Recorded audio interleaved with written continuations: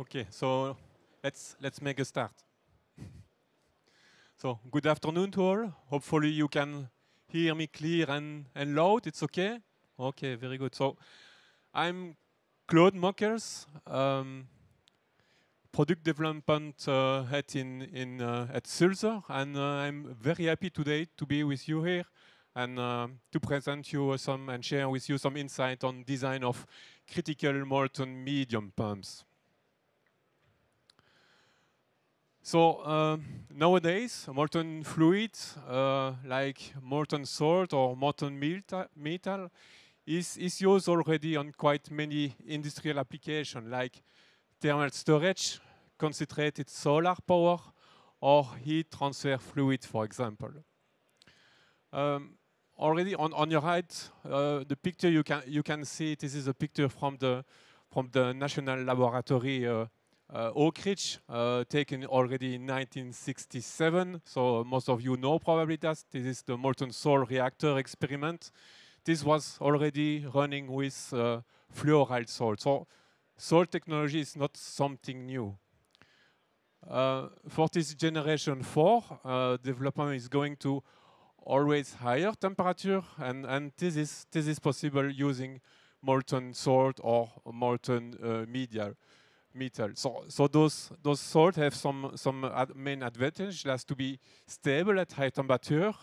They are operating at low pressure, even the elevated temperature, and have also important safety advantages. We know that there are many concepts. It's different kind of fuels, different kind of coolants. Can be molten salt, chloride salt, fluoride salt. Can be metal, lead, lead bismuth technique, or sodium. So many possibilities.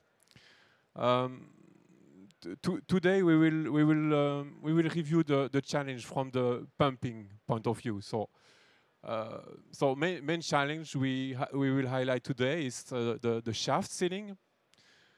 Then how we can handle those high temperature with all the impact that high temperature could have. And then the last one, but not least, material of construction. So Sulzer is a technology company. Active in nuclear, but as well in molten medium. So the bottom line is the nuclear stream, and then on the upper line is the molten medium. So we will just highlight here some main innovation milestones from Sulzer on those two areas. So Sulzer started already in 1947 with some development of reactor concept among this helium-cooled reactor. Later on, 1965, Sulzer manufactured reactor coolant pumps for some power plants in India. And then later on, 1988, some equipment for some Switzerland nuclear power plants, and in parallel, some development for concept for nuclear feed water pump and safety related pumps. And 2004, first order for the EPR. So those are some main milestones. On the molten medium, Sulzer has a almost 70 years history pumping molten medium, starting already in 1958 with pumping lead or bismuth up to 600 degrees C. That could sound quite high, was chemical application, so industrial application. 1982, again, chemical application with hydroxides, sodium up to 450 degrees C, chloride sodium up to 900 degrees C. Again, chemical application, short-time operation, so not comparable to other CSP or nuclear application. Later on, 1988, 89, we started with this high-tech salt, which is a heat transfer salt, up to 10,000 cubic meter with an axial flow pump for 450 degrees C.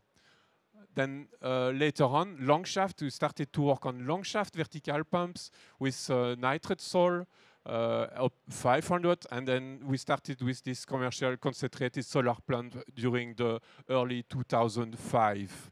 And there we had the development and commercialization of this very long vertical turbine pump of 16 meters sitting in the top of those tank. It was nitrate soil up to 565 degrees C. More recently, 2022, we have this last generation of concentrated solar power. We had a pump running end of last year with 750 degrees C with chloride salt. This happened in a funded project, and it's a very small picture on the top right, but it's sitting in a university in US, in University of Wisconsin in US. And nowadays, Sulzer is delivering another pump for same temperature, 750 degrees C, for hydroxide soil, and this is for energy storage for a pilot plant in Denmark. So many milestones here, many dates and so on, but idea is really we are present in both nuclear and multi-medium stream. So about the pump design, basically we could have two basic design, cantilever shaft or a vertical turbine pump. Let's start with the first column. Hydraulic, we could have different kind of hydraulic depending on the need. This is a cantilever shaft, so the fluid can even be slightly contaminated as we don't have line shaft bearing, sorry. Temperature, no specific limitation to the design, 750 degrees C, flow 40,000, don't be afraid. I mean, it's very the top flow, it's just a range map, but it's not for, you don't have a usage probably in those kind of flow.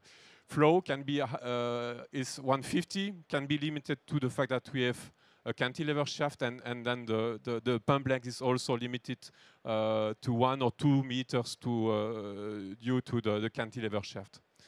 Then we have the vertical turbine pump.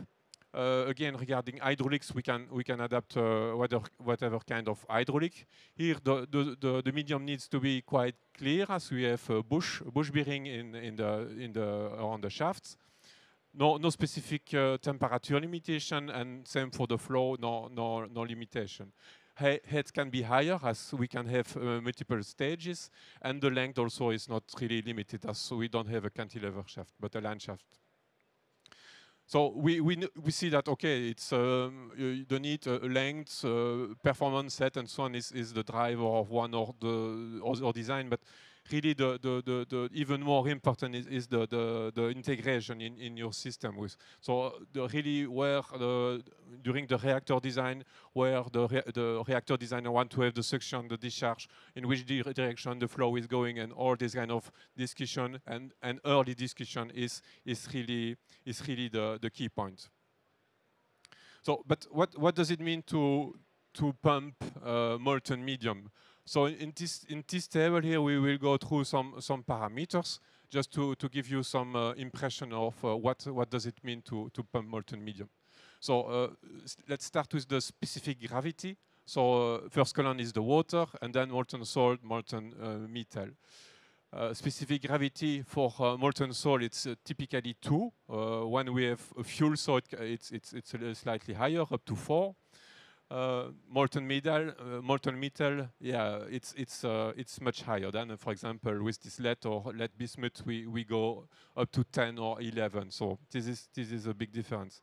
But what does it mean for the pump? It means that basically power is directly proportional to the density. So this we need to design the shaft accordingly. Then design pressure is also directly impacted by the specific gravity, and also the radial loads. If you have a cantilever shaft with a volute design, this you need to take it into account. Radial load is proportional as well to the density. Then operating temperature. So yeah, water typically 350. Molten salt, we can go up to this 750 degrees C.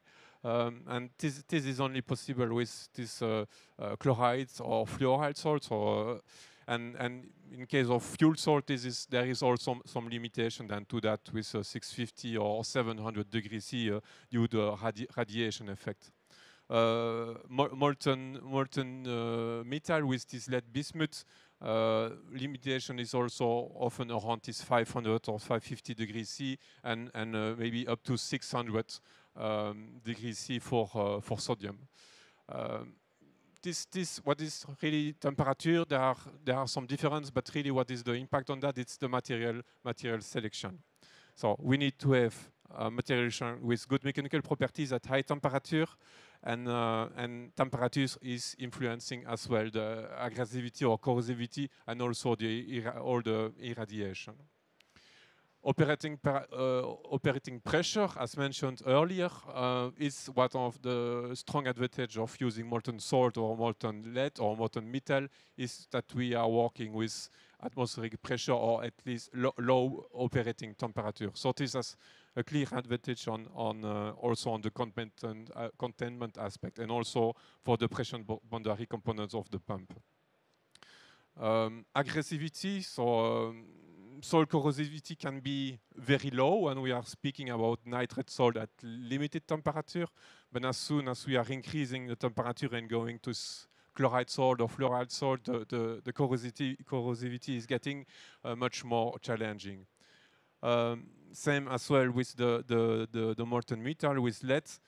Again, corrosivity or aggressivity is limited to up to some temperature around 500 or 550 degrees C, and if we are going higher in temperature, it's again going more aggressive. So again, all this is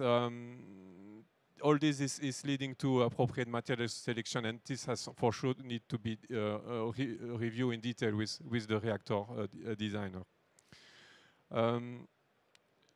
Melting point. So this is something we are looking quite closely from a pump design point of view. We have for molten salt, typical for fluoride or chloride salt, the melting point is generally around this 450 degrees C, quite high actually, quite close to the operating temperature of 700 or something like that. So the margin to the melting point is around 250 degrees C.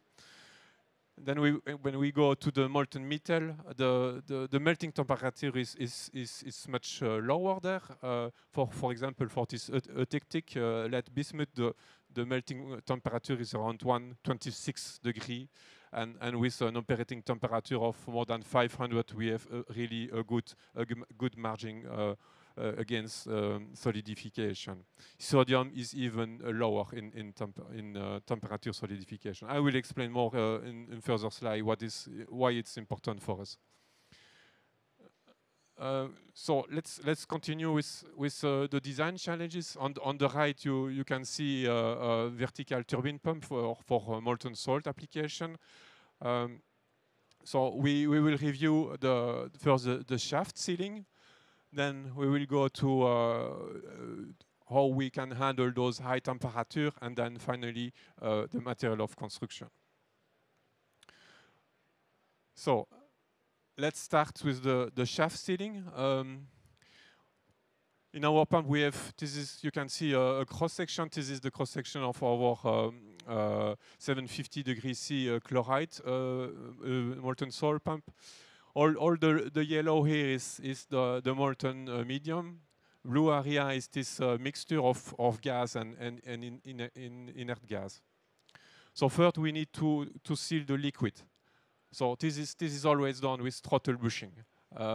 As this is the easy and safe and only possible solution to seal molten salt, as this is the only way to avoid any solidification. So basically, liquid sealing is going back directly to the tank or to the reactor.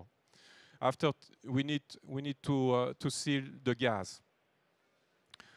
Gas sealing is important to avoid any gas mixture leakage to the atmosphere. It's also highly depending on the kind of application. On the concentrated solar power plants with nitrate salt, it was not an issue. But now going to those chloride salt, fluoride salt, this is getting really important to have a good sealing there, to avoid any kind of leakage on those areas, because this would start to have condensation, solidification, and corrosion. So this is a very important point. Now, for nuclear application, for sure, strict confinement is mandatory, going with some gas mechanical seal, for example. On the other hand, we need to have this inert gas ejection. So role for that is to avoid any contact between atmosphere and the salt. And the other hand, also to protect the gas mechanical seal in the top area of this salt vapor mixture, to avoid any contact between this mixture and the seal. On the middle, you can see a picture. This is an example of solidification that happened inside the pump. Basically, if you have this salt vapor mixture coming in contact with any wall below melting temperature, you will start to condensate and you could start to solidify. So this is something we are looking very closely, and this cannot happen close to the mechanical seal. So it's why we go in detail on the thermal analysis. So this is again the same pump, thermal analysis done with this. The red color is the 740 degrees C, and then we have, for this one we had performed the thermal analysis and did the measurement also with this university, and we have very good agreement between both measurement and model. So first we need to check we need to know the exact distribution of temperature for several reasons. On one side, we need to limit the temperature on some components. For example, on the very top, motor need to be cool, rolling bearing need to be cool as well, gas sealing in some extent need to be cool as well, but at least we need to know very precise the temperature. Then secondly, on the other hand, all this salt vapor mixture area, we need to check on the other side, because if it's too cold, then we will have condensation and solidification there. So this is something, there is a kind of compromise, and on one side we try to cool, on the other side we need to be very careful not to cool too much. And the design here is has some specific feature to allow this very strong decrease of temperature through the shaft and through the stator to the upper side of the pump. The third one is the thermal grow. Thermal grow is dependent for sure on the temperature, but as well on the pump length, and then also on the different thermal expansion coefficients. So the pump design is done such that it's allowed the rotor stator displacement, but then before starting, all the temperature need to be very stable before any start. So this is something we need to check in detail. The last one, thermal stress. As soon as you have a temperature distribution in any structure, you will start to have some deformation and some deformation that you need to take into account, because this has some impact on some stresses. So on the right side, you have some thermal structural analysis where we do the evaluation, for example, of the weld seam, and then all the press fits need to be checked at the high temperature, and all close clearance need to be checked. So, material of construction. We have the mechanical properties. We know that they are decreasing. They are decreasing with the temperature. With the high temperature, we need to look in details to this long-time creep rupture and creep factor like that. So this is very important. Yield and tensile strength are decreasing. So this for sure is important to calculate our pump shaft, casing, and so on. Young modulus, this is important for us. shaft critical speeds is directly dependent on the Young modulus, or the press fit calculation are related to the Young modulus. So this is an important physical property that we need to know, and it's decreasing as well with the temperature. Hard-facing material for the bush and the sleeve. This is a very important topic for a pump manufacturer. We need to keep sufficient hardness at the high temperature. So all those challenges we need to meet with the material selection. Aggressivity, I already mentioned before, so it's also increasing with the temperature, and is also dependent of type of medium. As there are many, this is also a challenge. Irradiation effect is also related to temperature, and it's also to be taken into account. So basically, we need to have appropriate material selection for all the components. So we have casing, casted component, we have shaft, we have bar, we have fabricated components, we have hard-facing material. So we need to have the proper selection for all those material. Then we come to this nuclear code qualification. This is important to take this as well at the early stage. As we know, it takes time to get material qualified. We know also that most probably not one alloy will answer to all the different medium we can meet. So this is something, an open point that we need to go carefully with that at the early stage to make everything well. So in conclusion, again, it's to have the discussion at early stage, also for material selection. So let me conclude with the takeaways. So pumping molten medium is not something new. There is already established technology. There are a wide range of concepts available, and so material class are known, and there are still this open point related to the nuclear code qualification. But yeah, our design can accommodate this integration to the SMR layout. We are going step by step, and starting from this existing technology. And Sulzer has the good experience to go in that way. But again, if we need to retain something, early integration, early discussion during the reactor design complex is very important. Pump integration and material selection. So Sulzer team and myself are available to go to question to the room, and thank you very much for your attention.